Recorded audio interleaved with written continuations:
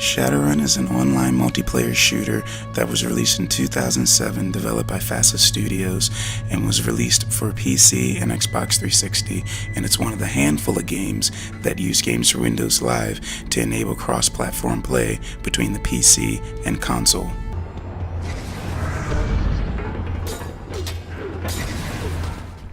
Now this game was not only fun, but was also set to be a very competitive shooter with the balanced mechanics, weapons, magic, tech, characters, other things that you're able to use within the game to make it very balanced and fair. But will this game really hold up to the test, especially between two platforms that obviously have disadvantages and advantages? Let's check it out in the review. Artifact dropped.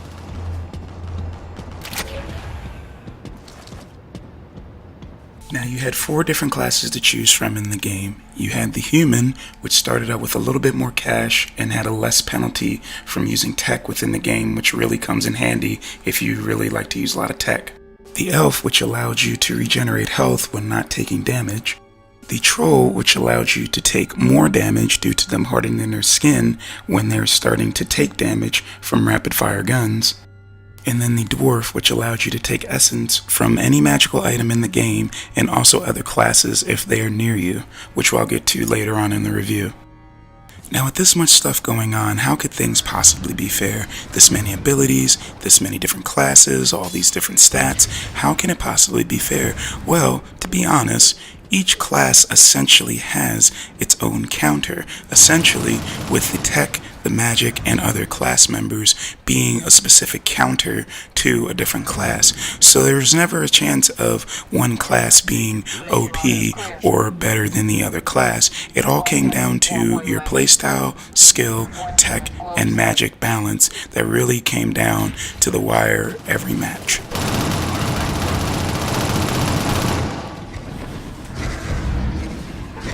Now during the start of each match, you have your buy system where you buy your weapons, magic, and tech.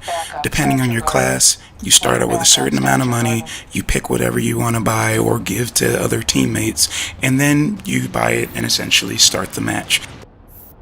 Now to get back to the fair and balanced play, you can only assign 3 items at a time, whether it be all 3 magic, all 3 tech, or a mix of the 3. You can only assign 3 at a time.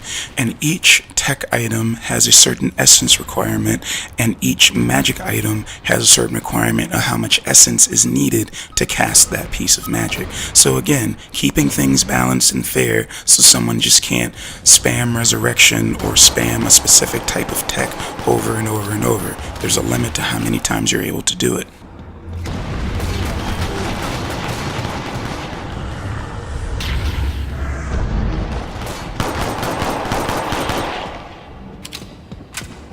As you notice, I said resurrect, so this game does let you bring a teammate back 1 time after they are killed, and so this does feature body clearing. As you can see here in this particular game mode, I need to clear the body with the artifact, but normally you're able to just shoot the opponent's body with any weapon and it'll eventually clear it so they can't be resurrected. Main lobby clear. Artifact dropped. Now the game offers 3 modes: attrition, raid, and extraction. Attrition and raid being fairly similar as to where when you're holding the artifact you're able to see all opponents, and it's basically a standard team deathmatch kind of feel. With extraction, the main goal of the match is to either kill all opponents or escape with the artifact, which is essentially taking the artifact, more of like a capture the flag, back to your base in order to make the point. 2 enemies, main lobby.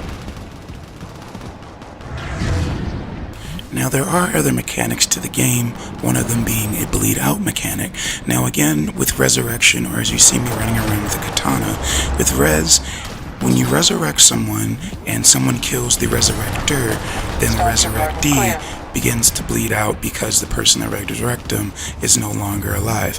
Also, with the katana, if you sneak up behind someone and they have a question mark above their head, that means they don't see you. If you were to hit them with the katana, that begins the bleed out process, and they just begin to bleed out until they're either resurrected, they stand next to a tree of life to give them life, or they die.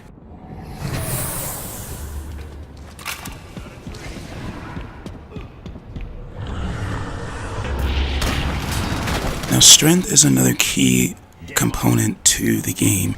Now, each class has their set amount of strength, with trolls being the strongest, dwarves being the second strongest, humans being the third strongest, and elves being the weakest. Now, with strength, that has a lot to do with the weapons that you can hold. Now, you can hold any weapon, but your speed will be severely hindered if you don't have the strength to hold that weapon. So if you're a troll using a machine gun, you're the strongest, you're going to be able to move at your normal speed with that machine gun. With an elf, if you were to pick up the machine gun, yes, you can pick it up, but you will be basically moving at a walking pace, which essentially leaves you completely vulnerable to any type of gunfire, sniper shot, or any kind of stealthy opponent that comes up behind you because you're moving so slow. So you always want to balance the type of weapons you use to the specific classes that you use, along with your magic and tech. Now, there's just a lot packed into the game, again, with the tech, magic, and abilities that each class has. Now, I could sit here and explain everything to you, but I'll just leave a link below in the description to the Shadowrun Wiki if you really want to read up on every single advantage and disadvantage that all the classes have, each advantage to each magic piece, each tech piece, costs, essence held for each one. I'll leave that below in the description so you're able to take your time and read what you want to read versus me just kind of spewing it out here in this video. Otherwise, we'd be here for a long time. Artifact taken. Now, one thing I always like to answer with these types of games is it still active? Now, at the time of this review, with me recording everything, I was able to jump right into a game with no problem. There are times where no one's playing the game. Now, remember, this game came out in 2007, so there is a still semi-active community with the game, but you have to be very lucky at a certain day, certain time to really get some matches going, or try to find some of either the Steam groups or Discord groups that play this game. So I will say it's about 50-50 with being active, but if you can find a match, the people that are normally playing, you'll become regulars with them, and you'll definitely have fun playing the games for hours on end. Now, one thing I forgot to mention, that the fact that it is cross-platform, you don't have to necessarily only play with people on PC or only on Xbox 360. No matter which platform they're on, you're able to play. So the game is active in the sense of as long as somebody on any particular platform is playing, you'll be able to have a match.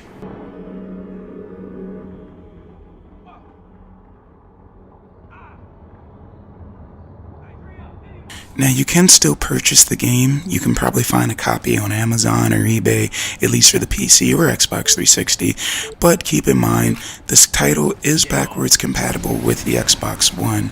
So there might be a little bit influx of players now that they're able to play this on their Xbox Ones, or someone that's never experienced the game might pick it up for a pretty cheap price for the 360 and pop it in their Xbox One.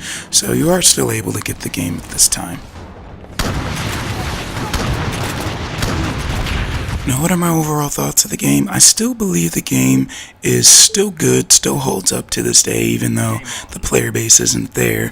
But it's still just like any other shooter, very standard, very balanced, and it's something very nice to unwind to compared to your Call of Duty, Battlefield, Battlefront, all of those other multiplayer shooters. This one is a nice drawback from that, just something that's extremely balanced and just different from the array of shooters that's out there.